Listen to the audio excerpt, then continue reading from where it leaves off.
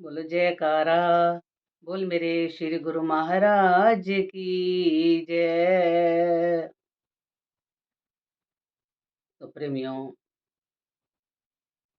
श्री गुरु महाराज जी के चरणों में बैठे बड़े भाग्यशाली जीव, उनकी छत्र छाया में बैठे, मालिक का भरोसा रख के, मालिक के ऊपर पूरा विश्वास रख के, उनके चरणों में जब बैठते हैं प्रेमियों, तो मालिक कभी किसी की नैया को डूबने नहीं देता, अगर हमारा सच्चा विश्वास मालिक के ऊपर है। क्योंकि वो हमारे सगे संगी संबंधी सभी रिश्तेदारी हमारी उनके साथ है।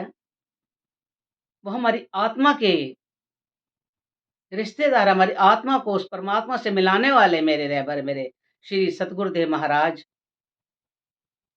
कितनी कृपा होती है उनकी अपने जीव के ऊपर, कैसे जीव को समझाते हैं। जैसे प्रेमियों, एक लड़का है, कुछ बिगड़ गया, माँ बहुत समझाती है। लड़का 16 साल का है, बहुत समझाती है। क्या करता है वो? चोरी करता है, झूठ बोलता है, पैसा गलत यूज करता है। माँ ने बहुत समझाया, लेकिन उस बच्चे ने नहीं समझा। आखिरकार उसने उसके पिता से शिकायत लगाई कि बेटा ना बहुत ज़्यादा बिगड़ चुका है और ऐसे-ऐसे गलत काम करता है, पैसा बर्बाद करता है, कहना सुनता बिल्कुल भी नहीं सुनता ये, कोई बात मानता नहीं है बिल्कुल ये, इसलिए इसको कुछ समझाना ज़रूरी है। पिता को क्रोध आया, पहले तो समझाया, बेटा मान जाओ, लेकिन उसने कुछ गौर नहीं किया। पिता ने क्या किया, डंडा उठाया और उसको 2-4 उसको धर दिए। जब डंडा मार रहा था पिता, तो बेटा ना सी नहीं कर रहा था, उसका रोना भी नहीं निकल रहा था। पिता देखता है कि ये रो भी नहीं रहा, सी भी नहीं कर रहा, उसने और 5-4 और मार दिए, लेकिन बेटा बिल्कुल भी किसी बात से मान ही नहीं रहा। और पिता कह रहा है कि तू गलती करेगा, करेगा, अभी भी करेगा, लेकिन वो ये नहीं कह रहा कि पापा नहीं करूँगा मैं, डंडे खा रहा है।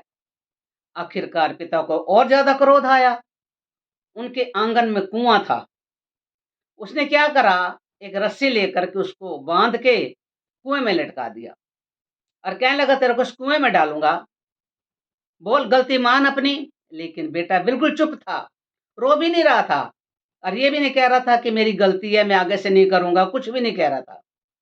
अब पिता ने कहा कि मैं रस्सी और नीचे कर रहा हूँ, तेरे को डुबो दूँगा कुएँ में, लेकिन बेटा बिल्कुल चुप था, उसको डर भी नहीं लग रहा था। अब पिता ने ऊपर से कहा देख रस्सी में नीचे और छोड़ रहा हूँ, तू डूब जाएगा।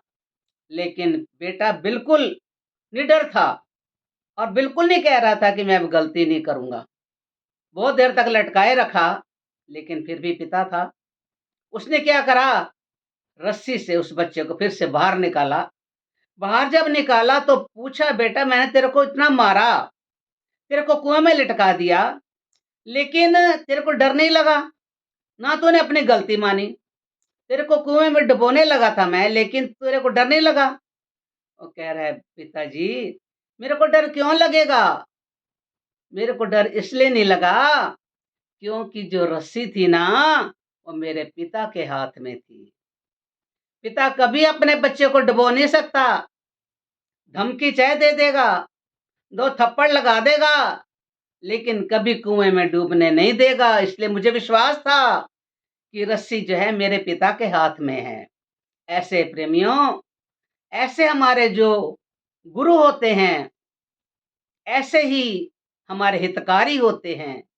शिष्य को अगर पूरा विश्वास है, हमें भी ऐसा अपने मालिक पर विश्वास हो, शिष्य को ऐसा विश्वास हो कि मेरा मालिक कभी मुझे डूबने नहीं देगा, कभी मेरा बुरा नहीं करेगा। चाहे वो थोड़ा-सा समझाने के लिए क्रोध कर दे या थोड़ी-सी मुश्किल आ जाए, थोड़ी मुसीबत आ जाए, लेकिन उसको फिर भी टाल देगा, लेकिन उसको कभी डूबने नहीं देगा। इसलिए मुझे विश्वास था कि आप मुझे डूबने नहीं दोगे। ऐसा ही अगर शिष्य को अपने गुरु के ऊपर विश्वास हो जाए और विश्वास रख के अडिग बैठा रहे कि मेरा मालिक कभी भी मुझे डूबने नहीं देगा, मेरा मालिक कभी मेरा बुरा नहीं करेगा, तो ऐसा शिष्य हमेशा तर जाता है, जिसको अपने मालिक के साथ और मालिक को भी सच्चा स्नेह हो जाता है अपने शिष्य के ऊपर, क्योंकि ये मेरे ऊपर पूरा विश्वास, पूरा भरोसा रख करके बैठा है। इसलिए अपने मालिक के ऊपर सच्चा विश्वास, सच्चा भरोसा रख करके बैठे हैं, क्योंकि मालिक ने हमारी नैया को पार करना है। एक मालिक ही होते हैं, एक रहबर ही होते हैं, एक गुरु होते हैं, जो अपने शिष्य को कभी भी अपने शिष्य का बुरा नहीं होने देते। अगर बुरा हो भी रहा है तो उसको वहां से बचा लेते हैं और अपने चरणों में पनाह दे करके, इसलिए पनाह देते हैं, सहारा देते हैं। तो ऐसे शिष्य को भी अपने मालिक का सहारा लेकर के, भरोसा लेकर के उनके चरणों में बैठे रहना चाहिए। एक ना एक दिन मालिक हमेशा जरूर, जब हम एक ने बैठे रहेंगे उसके दर पे, तो द्वार धनी के पड़ा रहे, धक्का धनी का खाए, कबू धनी निवाजों जो दर छोड़ना जाए। तो मालिक कभी ना कभी हमारे को खैर पा देते हैं, अगर उसके दर पर हम पड़े रहें, बैठे रहें, अपना दर समझ के और उसके दर को कभी ना छोड़ें, तो मालिक हमेशा हमारे ऊपर उनकी सच्ची निगाह होगी, सच्चा उनका आसरा होगा, तो जीवन का कल्याण हो सकता है। तो इसी के साथ ही बड़े प्यार से बोलो जयकारा, बोल मेरे श्री गुरु महाराज की जय।